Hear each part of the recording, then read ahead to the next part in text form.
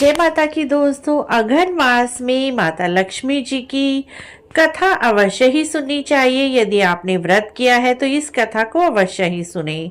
यदि व्रत भी नहीं कर पा रहे हैं तो गुरुवार के दिन इस कथा को अवश्य ही सुनना चाहिए।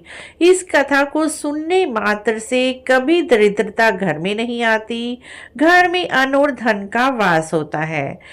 अघन मास की महालक्ष्मी जी की कथा सुनना और पढ़ना बहुत ही शुभ होता है। अघन मास की महालक्ष्मी जी की कथा इस प्रकार है। भारतवर्ष के सौराष्ट्र देश में द्वापर युग में यह कहानी हुई। सौराष्ट्र में उस समय भद्रश्रवा नाम के राजा थे। वे बड़े ही पराक्रमी राजा थे। 4 वेद, 6 शास्त्र और 18 पुराणों का उन्हें ज्ञान था। उनकी रानी का नाम सूरज चंद्रिका था। रानी देखने में सुंदर और सुलक्षणा थी, साथ ही पतिव्रता थी। इन दोनों के 7 पुत्र थे। उसके बाद एक कन्या का वरदान भी मिला था। कन्या का नाम श्यामबाला था। एक बार महालक्ष्मी जी के मन में आया कि राजा के राज में रहे, इससे राजा को काफी धन दौलत मिलेगी और वह अपनी प्रजा को सुख दे पाएगा। गरीब के घर अगर रहे तो धन दौलत वह अपने ऊपर ही खर्च करेगा, लेकिन यदि राजा के घर रहे तो वह सारी प्रजा को वह धन दौलत देगा। यह सोचकर श्री महालक्ष्मी जी ने बूढ़ी ब्राह्मणी स्त्री का रूप धारण किया। हाथ में लाठी लिए लाठी के सहारे रानी के द्वार तक पहुंची। उन्होंने बूढ़ी औरत का रूप धारण किया था, फिर भी उनके चेहरे पर देवी का तेज था। उन्हें देखते ही एक दासी सामने आई। उसने उनका नाम, काम और धर्म पूछ डाला। वृद्ध ब्राह्मणी का रूप धरी माता लक्ष्मी ने कहा, बालिके, मेरा नाम कमला है। मेरे पति का नाम भुवनेश है। हम द्वारका में रहते हैं। तुम्हारी रानी पिछले जन्म में एक वैश्य की पत्नी थी। वह वैश्य गरीब था। दरिद्रता के कारण हम रोज घर में झगड़े होते थे। उसका पति रोज उसे मारता था। इन बातों से तंग आकर वह घर छोड़कर चली गई तथा वन जंगल में खाली पेट भटकने लगी। उसकी इस दुर्दशा पर मुझे दया आई। तब मैंने उसे सुखी संपन्न देने के लिए श्री महालक्ष्मी जी की कथा सुनाई। मेरे कहने पर उसने श्री महालक्ष्मी जी का व्रत किया। श्री महालक्ष्मी जी प्रसन्न हुई। उनकी गरीबी दूर हुई। उनका घर संसार दौलत संपत्ति से भर गया। बाद में पति पत्नी दोनों परलोक सिधारे।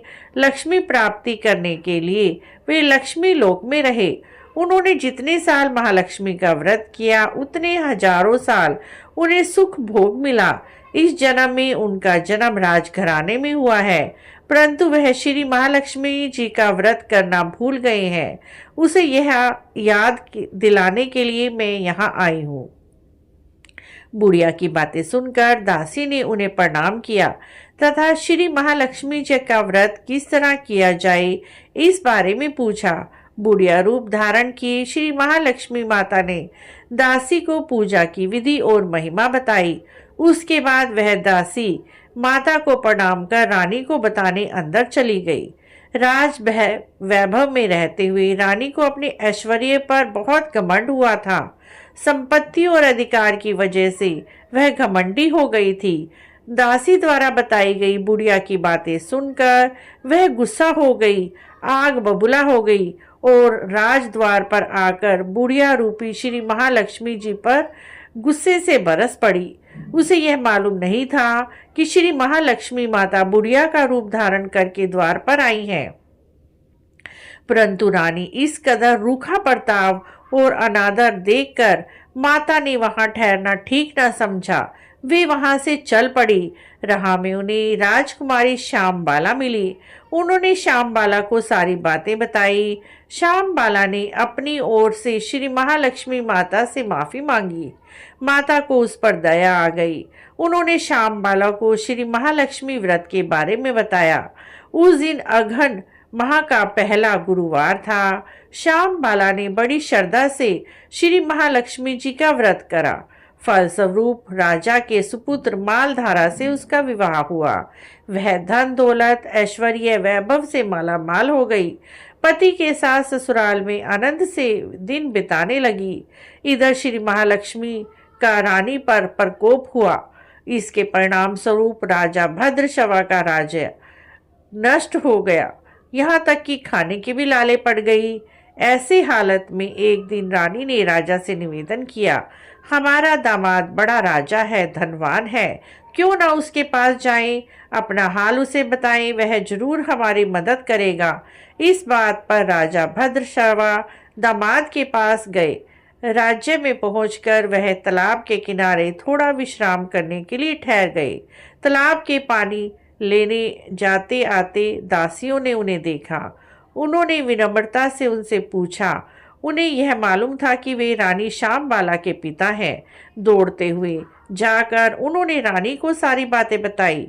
रानी ने दासी के हाथ राज परिधान भेजकर बड़े ठाट से उनका स्वागत और आदर किया, खान पान कराया।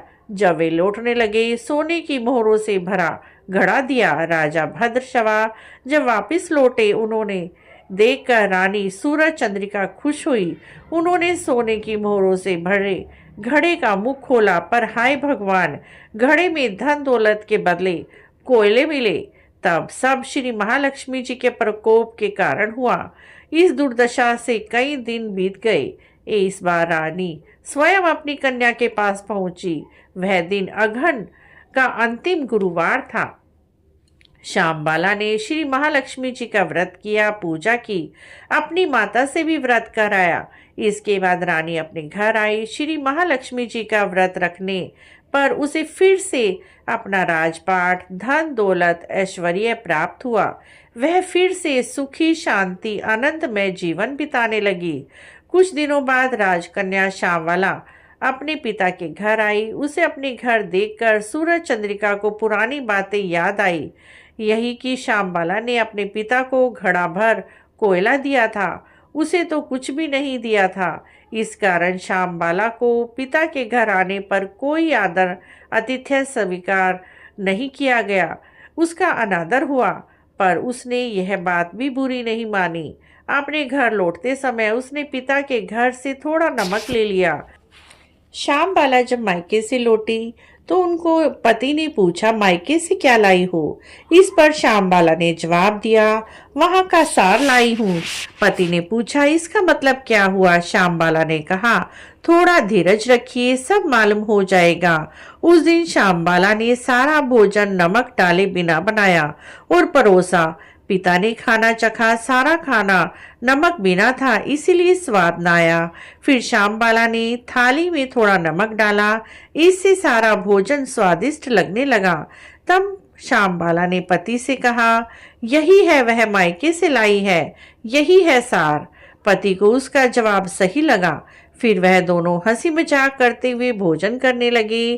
कहा गया है कि इस तरह से जो श्रद्धा भाव से श्री महालक्ष्मी जी की पूजा करते हैं, माता की कृपा प्राप्त करते हैं, सुख, संपत्ति, शांति, सभी मनोकामना पूरी होती है। परंतु यह सब प्राप्त करते हुए माता की पूजा को कभी बीच में भूलना नहीं चाहिए।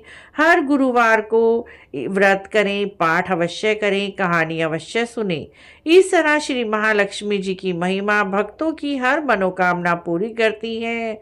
बोलिए श्री महालक्ष्मी जी की जय। मित्रों, यदि कहानी अच्छी लगी है तो आप हमारे चैनल को जरूर सब्सक्राइब करें, लाइक करें, वीडियो को शेयर भी करें। कमेंट बॉक्स में जय महालक्ष्मी अवश्य लिखें और अघन मास के हर गुरुवार को इस कथा को अवश्य ही सुने। वीडियो देखने के लिए आपका बहुत बहुत धन्यवाद।